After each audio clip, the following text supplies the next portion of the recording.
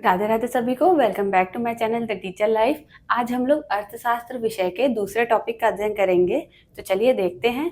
आज का मेरा सबसे पहला क्वेश्चन है, मनुष्य की दैनिक जीवन में मूलभूत आवश्यकताएं क्या है। मतलब जो मेन बेसिक नीड होती है वो मनुष्य की क्या है। तो बच्चा बोलता है कि मनुष्य की बेसिक नीड क्या है। रोटी है, कपड़ा है, ठीक है, घर है और बाकी बहुत सारी चीजें हैं, जैसे कॉपी है, किताब है, पेन है, पेंसिल है। ये सारी चीजें आजकल क्या है, बेसिक नीड में आ गई। शिक्षा भी एक बेसिक नीड हमारी हो गई है। तो ये सारी चीजें हम लोग कैसे खरीदते हैं, कहाँ से खरीदते हैं। मतलब ये सारी चीजें खरीदने के लिए हम लोग कोई दे के खरीदते हैं। तो बच्चा क्या बोलता है, ये सारी चीजें हम लोग क्या दे के खरीदते हैं, पैसा दे के खरीदते हैं। बिना पैसे को तो ले नहीं पाएंगे। लेकिन पुराने समय में लोग ये सारी चीजें पैसे न होने पर कैसे खरीदते थे। तो बच्चा क्या बोलेगा कि पुराने समय पर ये सारी चीजें न होने पर वस्तु विनिमय द्वारा खरीदा जाता था।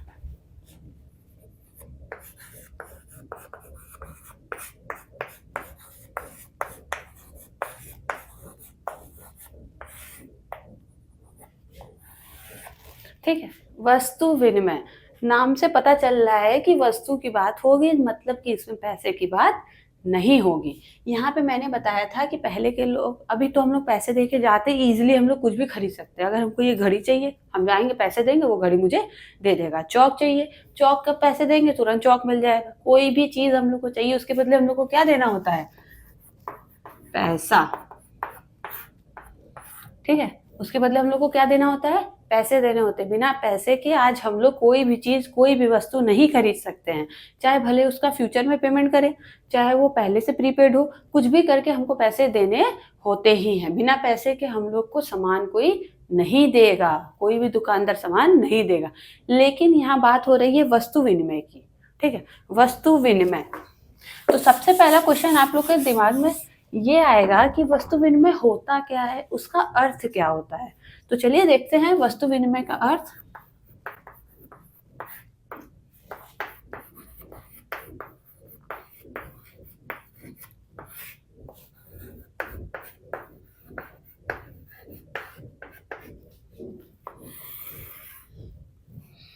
ठीक है, वस्तु विनिमय का अर्थ, इसका मीनिंग देखेंगे। वस्तु विनिमय, यहाँ बात हो रही है वस्तु का विनिमय का।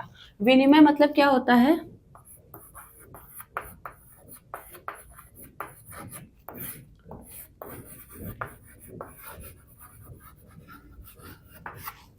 विनिमय मतलब होता है एक्सचेंज। मतलब आप लोग को अब समझ में आ रहा होगा कि यहाँ पे किसके एक्सचेंज की बात हो रही है, वस्तु के एक्सचेंज की बात हो रही है, जो हम लोग करते थे पहले। पहले के लोग क्या करते थे कि एक सामान आपके पास नहीं है और दूसरे के पास वही सामान है, और आपके पास जो उसको चाहिए वो आपके पास है, जो आपको चाहिए उसके पास है। तो क्या करते थे, वो सामान लेते थे, अपना सामान उसको दे देते थे, जिसको बोलते थे वस्तु विनिमय, मतलब चीजों का लेन देन। यहाँ पे बात हो रही है, यहाँ पे वस्तुओं के लेन देन की बात होगी।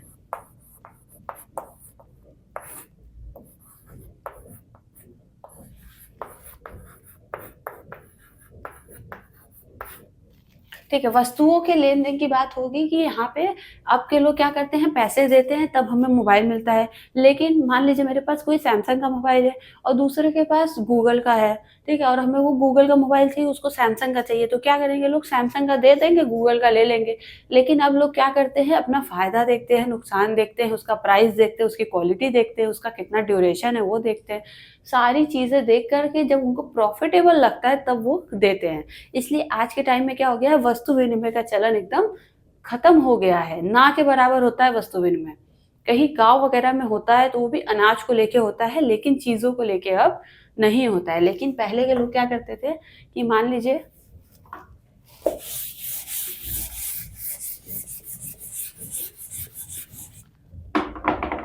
जैसे मैं एक एग्जांपल दूं, राम नाम का एक लड़का है, ठीक है, उसके पास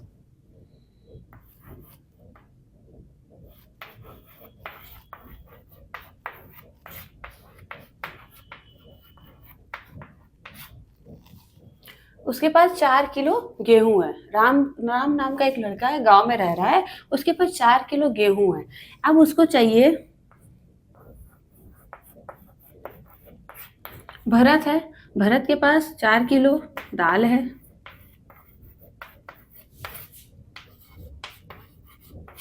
ठीक है, मैंने तो यहाँ पे वजन भी बता दिया कि यहाँ पे 4 किलो है। लेकिन पहले के लोग क्या करते थे, उसको तौल नहीं पाते थे, उसका वेट नहीं कर पाते थे। तो वो लोग अंदाज से बताते थे कि हाँ मेरे पास इतना गेहूं है, मेरे पास 1 बोरी गेहूं है, 2 बोरी गेहूं है। मान लीजिए यहाँ पे 4 बोरी गेहूं है, ठीक है, यहाँ पे इसके पास भी 4 बोरी गेहूं है। तो ये क्या करेगा, अगर इसको पूरा गेहूं तो खाएगा नहीं, उसको दाल भी तो चाहिए, ये पूरा दाल तो खाएगा नहीं, उसको गेहूं भी चाहिए। तो ये लोग आपसी समझौते से क्या करते थे, एक दूसरे का सामान एक्सचेंज कर ले। आधा मान लीजिए वो गेहूं रख लेता है, आधा इससे दाल मांग लेता है, और उसी तरह फिर दोनों के पास क्या होता है, इक्वल आ जाता है। इसी को बोलते हैं वस्तु विनिमय, चीजों का आदान प्रदान, चीजों का लेन देन, वस्तु को एक्सचेंज करना, कि ये दे दिए वो ले लिए। इसको बोलते हैं हम लोग वस्तु विनिमय, जो हमारे इकोनॉमिक्स में बहुत इंपॉर्टेंट रोल प्ले करता है वस्तु विनिमय। पहले के लोग क्या करते थे, वस्तु विनिमय मतलब कि पहले के लोग पुराने समय में क्या करते थे कि चीजों को लेते थे, दूसरी चीजों को दे देते थे। जैसे किसी के पास बकरी है, गाय है, तो बकरी ले लेंगे, गाय दे देंगे, ऐसे करके करते थे, ताकि उनका वो भी मतलब वो भी बना रहे और वो भी सामान मेरे पास भी आ जाए, अवेलेबल हो जाए। क्योंकि पहले क्या होता था, पैसे नहीं होते थे, पहले तो पैसे चलते नहीं थे। अब ना चल गया है इंडियन रूपी, तब हम लोग फटाफट यूज कर लेते कि हाँ 200 की वैल्यू है, 2000 की वैल्यू है, 1000 की वैल्यू है, जो भी है। लेकिन पहले के लोग क्या करते थे, पता नहीं कर सकते थे ये चौक कितने का है, ये टेबल रखा है कितने का है, दाल कितना है, मेरे पास 2 बकरी है तो उसके बदले एक गाय ले लेते थे। मतलब अपना नुकसान करके तो नहीं लेते थे, लेकिन कभी किसी को फायदा होता था, कभी किसी को नुकसान होता था। लेकिन अब क्या हो गया है, अब पैसे चले हैं, जिसका सबका वैल्यू पता है सबको, तो कोई भी नुकसान नहीं झेलना चाहता है, तो सब क्या करते हैं, प्रॉफिट में उसी चीज में उसी रेट में खरीदते हैं। ये था हमारा वस्तु विनिमय का अर्थ, जो मैंने आप लोगों को एग्जाम्पल के द्वारा समझाया है। मैं फिर से बताती हूँ, वस्तु विनिमय क्या है, चीजों का आदान प्रदान। मतलब पहले के लोग और अब के लोग कंपैरिजन करेंगे तो आप लोग को इजीली वे में समझ में आ जाएगा कि पुराने समय में लोग वस्तुओं का लेन देन करते थे, अब के समय में वस्तु विनिमय का चलन ना के बराबर हो गया है, बिल्कुल नहीं होता है, समझ लीजिए। इसलिए मैंने बताया यहाँ पे वस्तु विनिमय का अर्थ।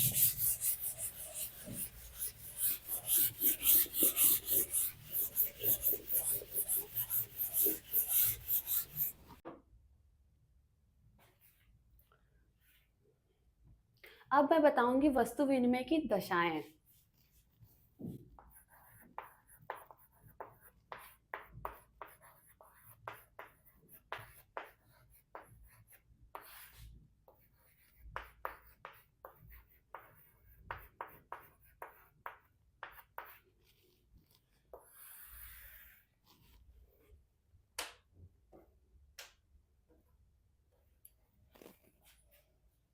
देखिए, वस्तु विनिमय की दशाएं से क्या मतलब है कि हम लोग किस किस कंडीशन में वस्तु विनिमय करते थे।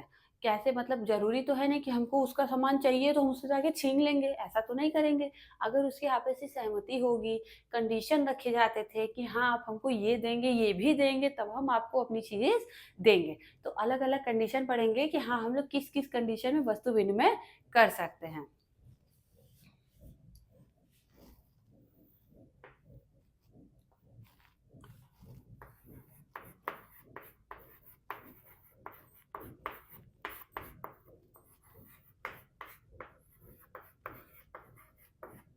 देखिए, जिसमें सबसे पहला आता है दो पक्षों का होना।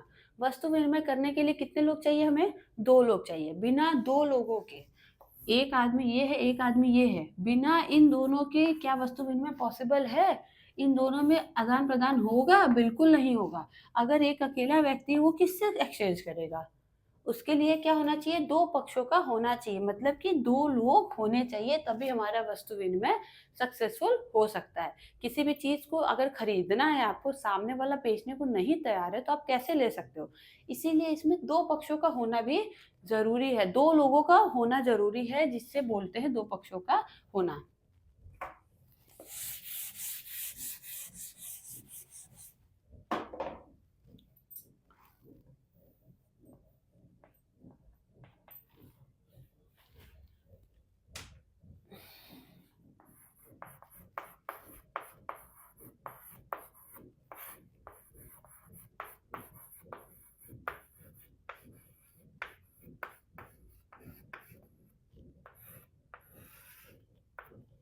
ठीक है।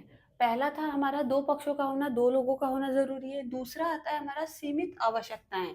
सीमित आवश्यकताएँ से क्या मतलब है, हमारी जो आवश्यकता है वो लिमिटेड होनी चाहिए। हमें जैसे मान लीजिए हम 10,000 कमा रहे हैं तो हम 15,000 खर्च करने का तो सपना नहीं देख सकते हैं, क्योंकि हमारी इनकम क्या है, 10,000 है। जैसे ये ए व्यक्ति है, ये 5,000 महीने का कमा रहा है, तो ये 10,000 खर्च करने का तो नहीं सोच सकता है, क्योंकि ये इसके सैलरी से बाहर जाएगी, वो कहाँ से पेमेंट करेगा? इसीलिए हम लोगों को अपनी आवश्यकताएँ देखकर ही यूज़ करनी चाहिए, मतलब देखकर ही इच्छा हम लोगों को प्रकट करनी चाहिए कि हमारी ज कहते हैं ना, पुराने समय के लोग बोले हैं कि जितनी चादर हो उतनी ही पैर फैलाओ।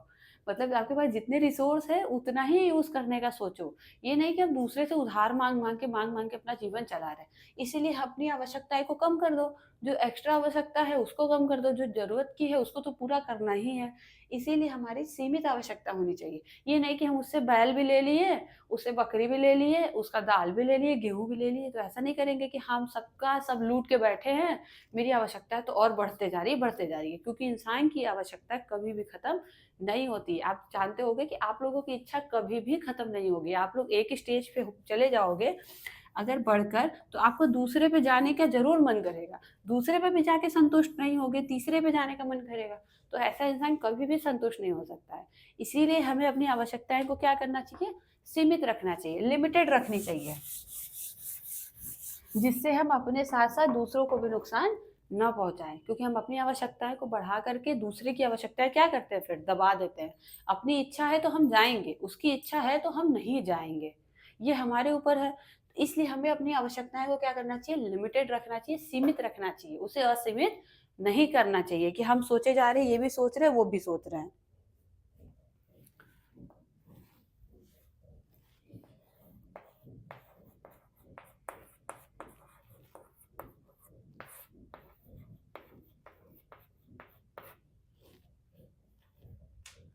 ठीक है, उसके बाद आता है हमारा सीमित क्षेत्र। सीमित क्षेत्र से क्या मतलब है हमारा, कि हमारा एरिया क्या होना चाहिए, लिमिटेड होना चाहिए। जैसे हमने बताया कि आवश्यकता हमारी लिमिटेड होनी चाहिए, वैसे हमारा एरिया भी लिमिटेड होना चाहिए। कि अगर हम मान लीजिए हम एक गाँव में रह रहे हैं, तो ये नहीं है ना कि हम दूसरे-दूसरे गाँव जा कर के उसका भी सामान हड़प लें। ऐसा तो हम नहीं कर सकते, वस्तु विनिमय जाके उस गाँव से करेंगे, उस गाँव से करेंगे, उस गाँव से। अगर हमारे आस-पास में हमारे रिसोर्सेज़ अवेलेबल है, तो हम लोग उसको यूज़ करने का सोचेंगे, ना कि दूर जाके सोचेंगे। इसीलिए हमारा इसमें सबसे मेन होता है 2 पक्षों का होना, 2 लोग होने चाहिए। फिर आता है सीमित आवश्यकताएँ, आवश्यकताएँ हमारी सीमित होनी चाहिए। फिर आता है हमारा सीमित क्षेत्र, हमारा क्षेत्र भी सीमित होना चाहिए। ये नहीं कि हम बहुत अनलिमिटेड एरिया में जा कर के उससे भी वस्तु विनिमय कर रहे हैं।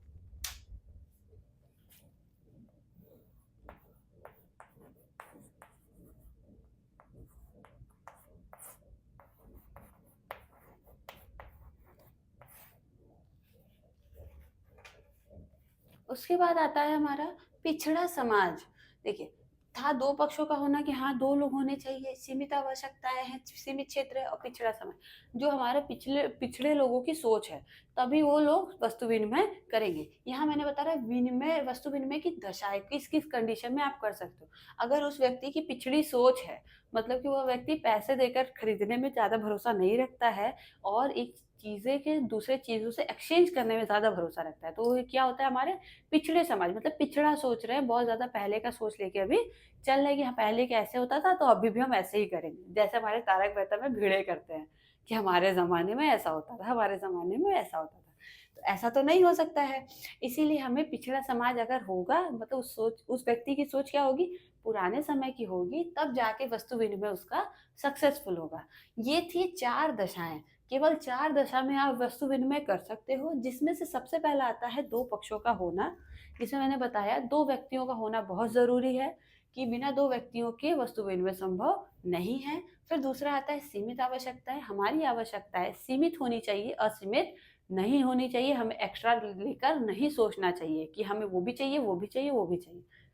यहाँ पर है सीमित क्षेत्र, हमारा क्षेत्र भी सीमित होना चाहिए, हमारा एरिया बहुत ज़्यादा ब्रॉड में नहीं जाना है हमें, कि यहाँ हम उसके पास भी जाके ले लें, उसके पास भी जाके ले लें। फिर आता है पिछड़ा समाज, पिछड़े समाज से मतलब मैंने बताया कि लोगों की सोच थोड़ी पुराने समय की होगी, तब जाके आपका वस्तु विनिमय पॉसिबल हो पाएगा। आप एक घड़ी के बदले दूसरा घड़ी ले लोगे, आप एक कुर्सी के बदले टेबल ले सकते हो।